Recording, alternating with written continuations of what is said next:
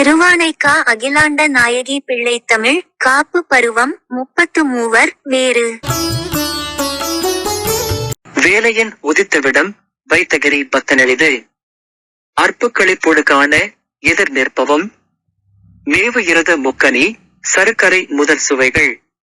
கைப்ப தமிழ் பாடல் நாணனை கொழிப்பவும் வீறு சிவத்தல நடக்க நடை கற்றிலன் என பெற்ற நல்தாதை தோழடை சுமப்பவும் வீழுமுழலை பதி என் அப்பன் மணி அப்புப்படி வைத்திட்ட பொற்காசு நாடொரும் எடுப்பவும் மாலை மதி வைத்த குடிலப்பரன் எனச் சிவிகை பெற்று துணிக்காள மோடுகு நடத்தவும்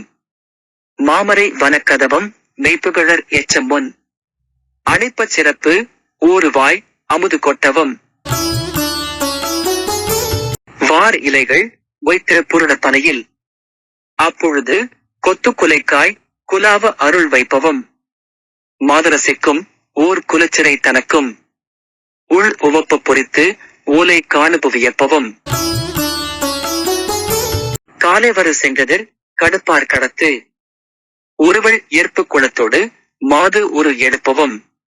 கான் இது என கொள்மடனில் சிறுனர் வைத்த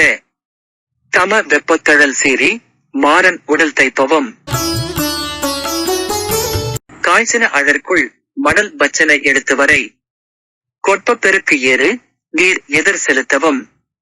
காருடல் உடைப்பறி தலைச்சமணர் முற்ற நெடுவிட்டு ஒட்ட முட்டாரும் வீ வரவைப்பவும் சோலைப்புடை சுற்று மதுரை பதி முதற்பதி முழுக்க தழைத்து ஓகை நீருகை குழைப்பவும் தோம்பில் புகழிக்கொரு சிலுக்கு அமுது அளித்தகு இலைப்பொன் தகட்டோடு மாமணி குயிற்றிடும் சூழையில் மதக்கரைவரத்து அமர் அனத்தை இரு செப்புத்தனப்பார மாமயிலை நித்தலும் சூரியர் மருத்துவர் உருத்திரர் வசுக்கள் எனும் 30 தேவர்கள் புறக்கவே. பொழிப்புரை. திருப்பாற்கடலில் தோன்றிய நஞ்சினை கழுத்தில் வைத்தவனும் கைலைமலை அன்பனுமாகிய சிவபிரான் எதிரே நின்று காட்சி கொடுக்க சர்க்கரையுடன் சேர்த்த முக்கனிச் சுவையும் கசப்பு என்னுமாறு தமிழ்ப்பாக்களை திருஞான சம்பந்தர் பாடவும்.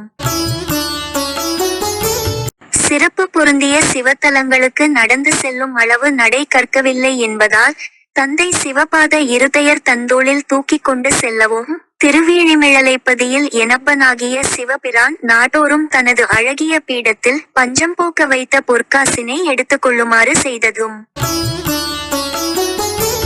சடையில் பிறை சூடிய சிவபிரானை போன்று பல்லக்கு பெற்று எக்காலம் முழங்க உலகில் செல்லவும் வேதங்கள் திருமறைக்காட்டு திருக்கோயிலின் கதவுகளை சாத்திவிட்டு செல்ல அதனை அப்பரடிகள் திறக்க பாடி திறந்த பின் மூடுமாறு செய்யும் எஞ்சிய செயலை பாடலாகிய அமுதினை கொட்டிச் செய்ததும்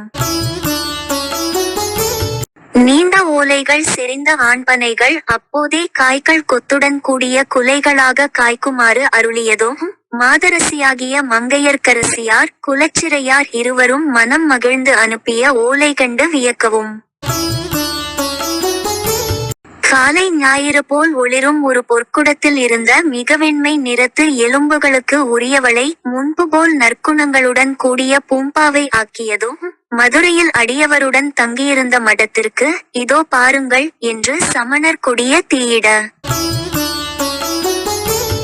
சினந்த அத்தியை கூன்பாண்டியன் மேல் பையவே செல்லுமாறு பணித்து அது அவனை கொடிய வெப்பு நோயாக பற்றச் செய்ததும் மிக்க கொடிய நெருப்பில் போகமார்த்த என்ற திருநள்ளாற்று பதிகம் எழுதியிட அது கருகாமல் பசுமையுடன் இருக்கச் செய்ததும் பதிகம் எழுதிய ஓலை வைகையில் வந்த எல்லையற்ற வெள்ளத்தில் எதிர்த்துச் சென்று திருவேடகத்தில் கரை ஏறச் செய்ததும் அழுக்கு படிந்த உடலில் தலைமயிர் பறித்த சமணர்கள் அனைவரும் நீண்ட கழுமரம் ஏறாது கொடிய பகைவர் போல நெடுந்தொலைவு ஓடச் செய்ததும் சுற்றிலும் சோலை சூழ்ந்த மதுரை நகரம் முதல் அனைத்து ஊர்களிலும் மக்கள் மனம் தழைத்து மகிழ்வுடன் திருநீறு குழைத்து தரிக்கவும் ஆகிய இவை செய்த குற்றமில்லாத சீர்காழி திருஞான சம்பந்தருக்கு திருமுலைப்பால் அளித்த குயிலும் சிறந்த மணிகள் பதித்த பொன் தகட்டினால் போர்த்த பெற்ற மதில் சூழ்ந்த திரு ஆனைக்கா அன்னமும் புகழப்பெறும் கனத்த இருமுலைகளுடைய அழகிய அன்னமும் ஆகிய அருள்தரு அகிலாண்ட நாயகியம்மையை சூரியர், மருத்துவர், உருத்திரர், வசு ஆகிய 33 தேவர்கள் காக்க வேண்டி வணங்குவோம்.